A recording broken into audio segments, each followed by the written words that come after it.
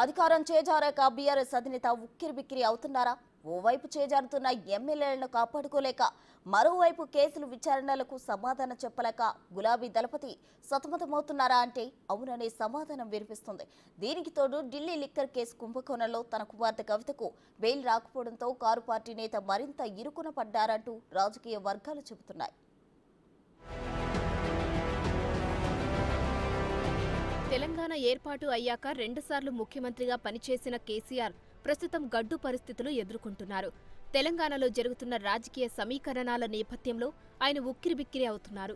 మూడోసారి కూడా సీఎం అవుతానంటూ మేకపోతు గాంభీర్యం ప్రదర్శించిన కేసీఆర్కు తెలంగాణ ప్రజలు ఊహించని షాక్ ఇచ్చారు. కాంగ్రెస్ పార్టీకి అధికారం కట్టబెట్టారు. గత ప్రభుత్వ హయంలోని తప్పులను కేసుల రూపంలో ఎదుర్కొంటున్న కేసీఆర్ అటు పార్టీ ఎమ్మెల్యేలను కాపాడుకోలేక సతమతమవుతున్నారు.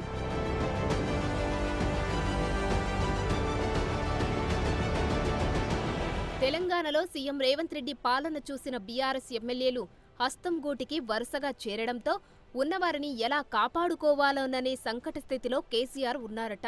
ఓవైపు చేజారుతున్న ఎమ్మెల్యేలను కాపాడుకుంటూనే గతంలో తాను అధికారంలో ఉండగా జరిగిన అవకతవకలపై జరుగుతున్న కేసుల విచారణ కూడా కేసీఆర్ మెడకు చుట్టుకుంది. వీటితో తలమునకలైన మాజీ సీఎంకు కుమార్తె కవిత రూపంలో మరో సమస్య వచ్చిపడింది.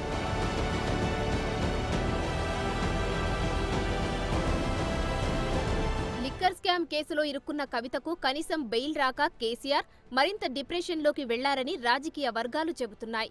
ఇప్పటికే 100 రోజులుగా కవిత జైల్లోనే ఉన్నారు.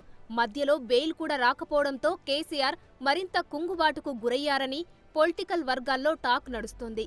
ఊహించని విధంగా వస్తున్న వరుస షాకుల నేపథ్యంలో కేసీఆర్ ఇకపై ఎలాంటి అడుగులు వేస్తారోననే ఉత్కంఠ నెలకొంది.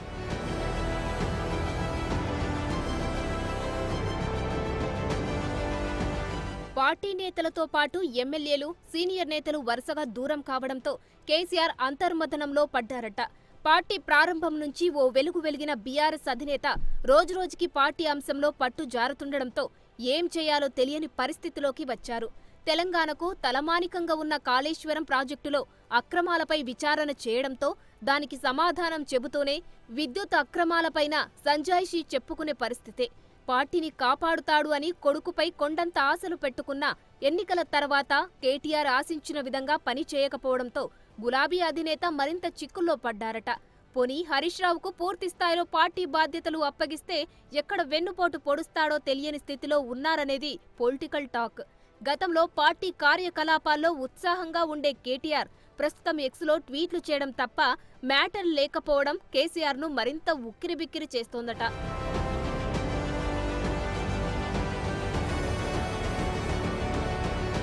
గత ఎన్నికల్లో కాంగ్రెస్ పార్టీ అధికారంలోకి వచ్చాక కేసీఆర్ హయాంలో జరిగిన అక్రమాలు ఒక్కొక్కటిగా బయటకు వస్తున్నాయి. చాలా కాలంగా మేం కడిగిన ముత్యమంటూ బీరాలు పలికిన మాజీ సీఎం తన హయాంలో ఎలాంటి అవకతవకలు జరగలేదని బీరాలు పలుకుతూనే వచ్చారు. ఎలాంటి విచారణకైనా సిద్ధమన్నారు. చాలా సందర్భాల్లో తొడలు కొట్టారు.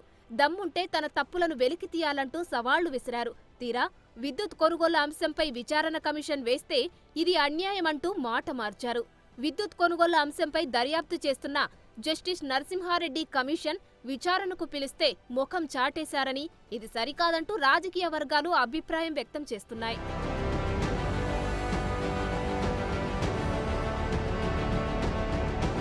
మరోవైపు ఏం చేయాలో దిక్కుతోచక కమిషన్ చిత్తశుద్ధినే కేసీఆర్ టార్గెట్ చేయడం వివాదంగా మారింది.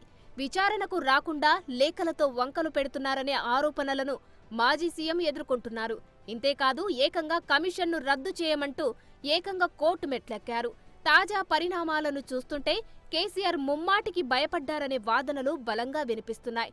నాడు సింహం, టైగర్ అంటూ తనను తాను హెచ్చించుకున్న కేసీఆర్ అధికారం కోల్పోయాక చేసిన తప్పులు వరుసగా బయటకు రావడంతో ఏం చేయాలో తెలియని స్థితిలో ఉన్నట్లు వార్తలు వినిపిస్తున్నాయి.